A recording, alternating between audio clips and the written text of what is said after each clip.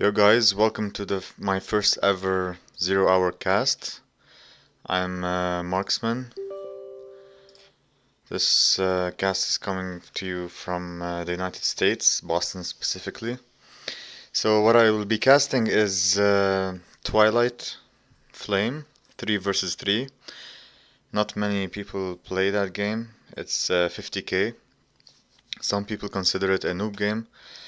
But it's actually a lot of fun. You get to have huge armies. It's more strategy-wise than tactic-wise.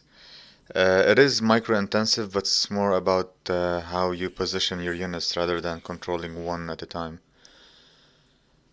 So let's get going.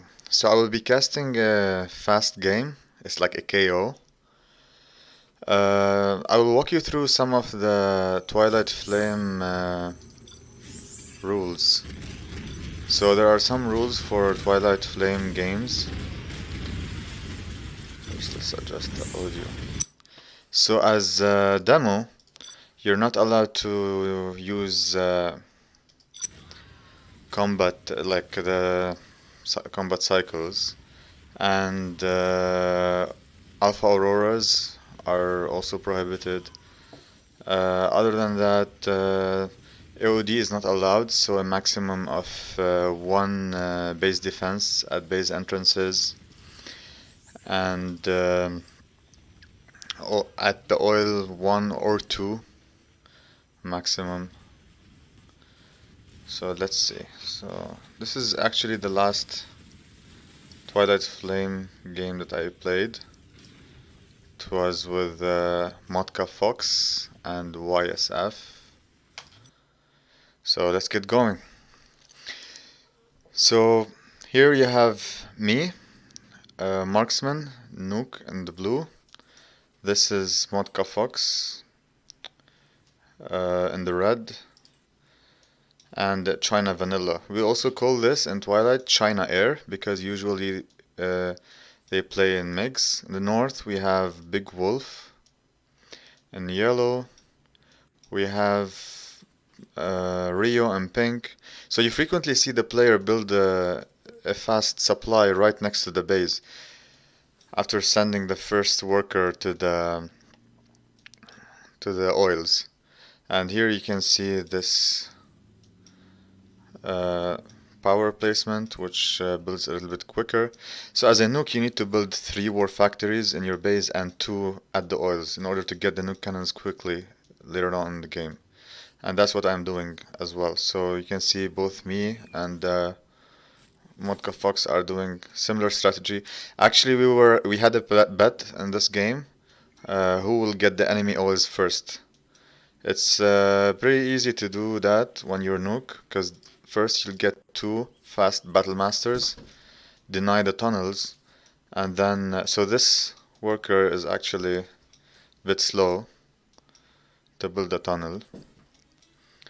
This one is faster. Also, this tunnel placement is a noob move. You should build the tunnel here because this is risky. It can be easily denied. As you can see, the China Air the China Vanilla went for an all MiGs attack. Here you can see the first V's coming up. So first battle master denying the worker here. See, even if he built it, it would have still been denied. So for me to get air cover from my teammate, he needs vision. So that's why I'll build some outposts and put them strategically here, under the bridge here. Outposts have huge vision, and so it can really help have safe strikes. So here I'm going for the oils and for the refinery. Few engagements here. It's very hard to keep up with the action when it's 3 versus 3 game, especially a 50k game. The reason I built a Gatling here to prevent any techs or sneaky workers coming.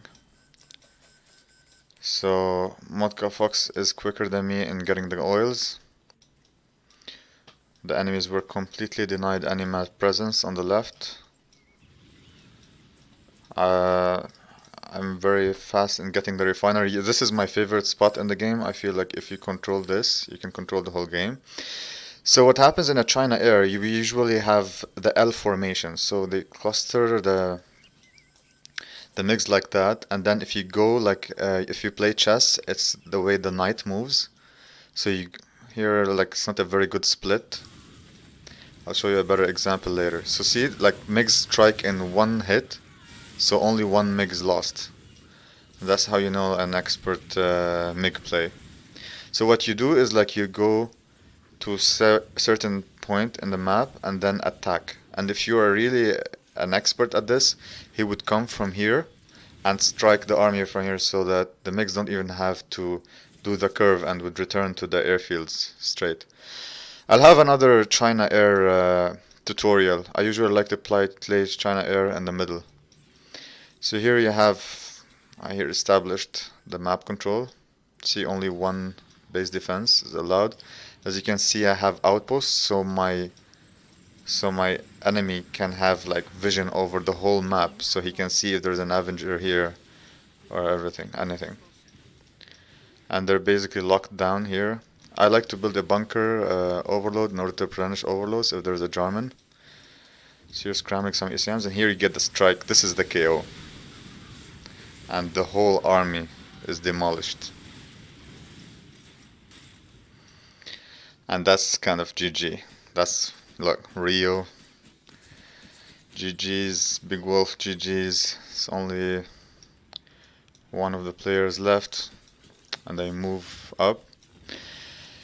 In a Twilight game, especially like now, it's still an early game, but later in the game you don't want to be hanging out around the base entrances because they can use support powers and really destroy your whole army. What I usually do is show up at one entrance and then go straight to the other entrance, or split my army into like fighting units that are like ECM, GATS, bunker, overload, and that. So here we got the oils. I beat Modka Fox, but mainly because these two were on this front. That's why they lost this front so easily. Clearing the supply.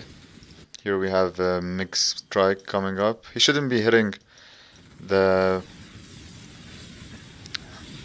enemy base because MiGs aren't very good against bases, but by now the game is over, so